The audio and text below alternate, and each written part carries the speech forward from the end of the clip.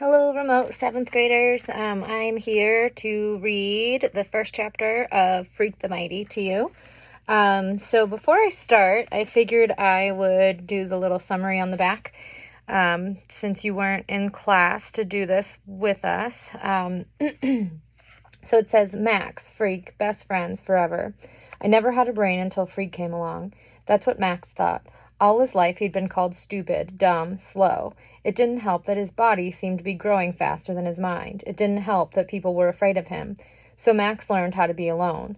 At least until Freak came along. Freak was weird too. He had a little body and a really big brain.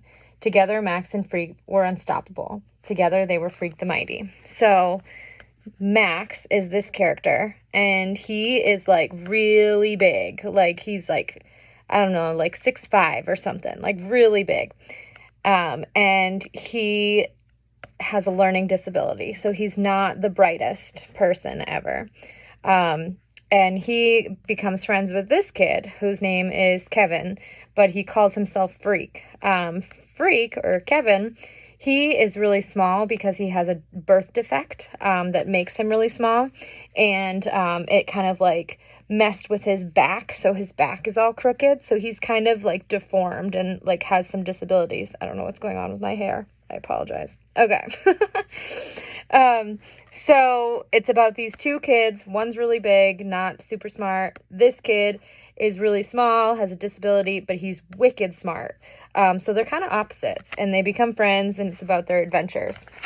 So I'm going to read the first chapter for you guys, and then I will post some others. So this is Freak the Mighty by Rodman Philbrick. All right. Chapter 1 is on page 1, and it's called The Unvanquished Truth. I never had a brain until Freak came along and let me borrow his for a while, and that's the truth, the whole truth. The unvanquished truth is how Freak would say it, and for a long time it was him who did the talking.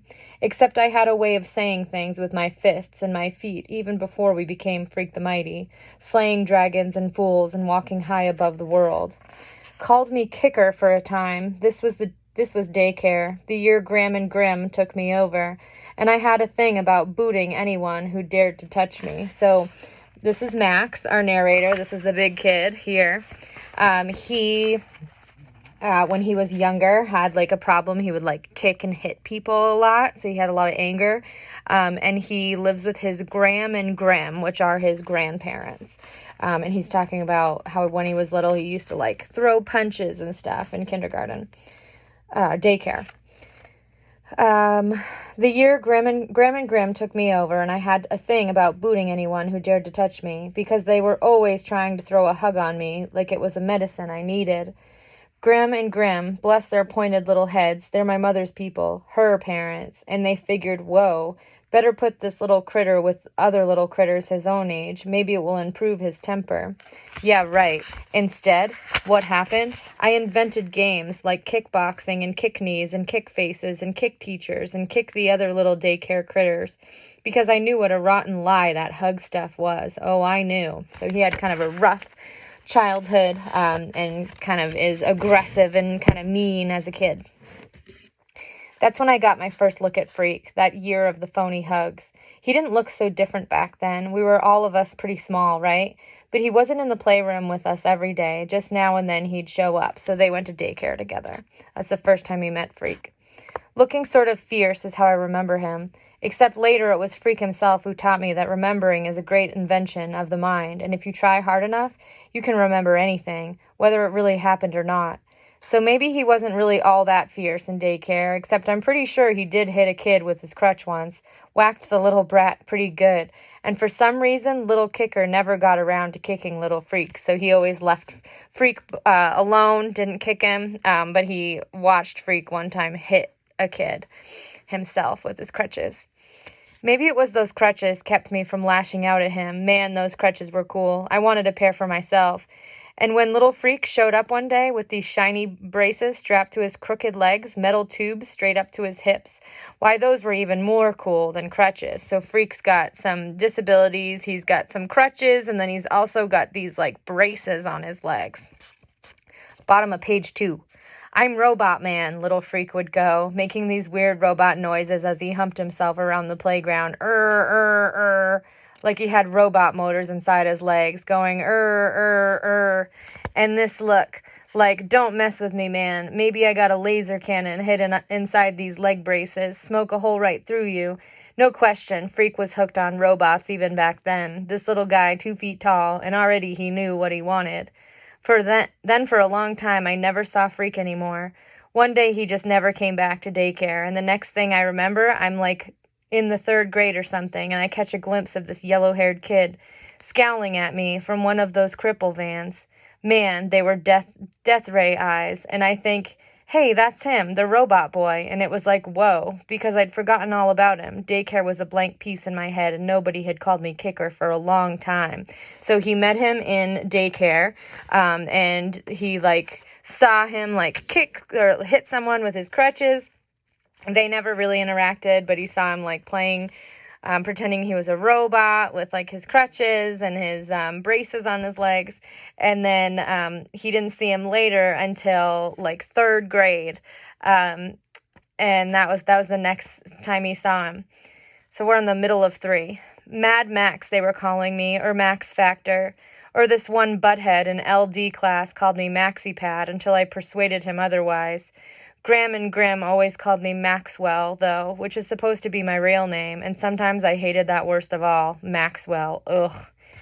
Grim out in the kitchen one night, after supper, whispering to Graham, had she noticed how much Maxwell was getting to look like him?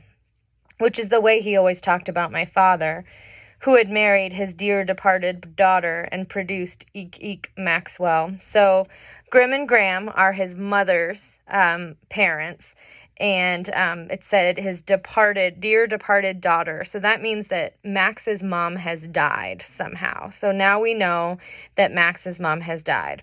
And something's going on with the dad. We don't know what yet, but they don't like talking about the dad.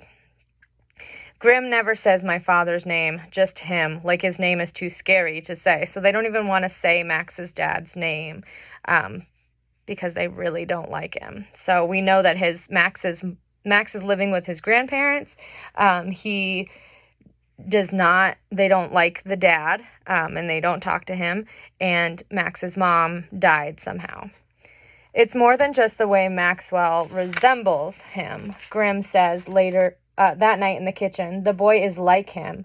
We'd better watch out. You never know what he might do while we're sleeping, like his father did. So his grandparents are kind of afraid of Max because they fear that he'd do the same thing that his father did. And Graham right away shushes him and says, don't ever say that, because little pictures have big ears, which makes me run to the mirror to see if it is my big ears, which make me look like him. What a butthead, huh? Well, I was a butthead, because like I said, I never had a brain until Freak moved down the street. The summer before 8th grade, right? That's the summer I grew so fast that Grim said we'd best let the boy go barefoot. He's exploding out of his shoes. That barefoot summer when I fell down a lot and the weirdo robot boy with his white yellow hair and his weird fierce eyes moved into the duplex down the block with his beautiful brown-haired mom, the fair Guinevere.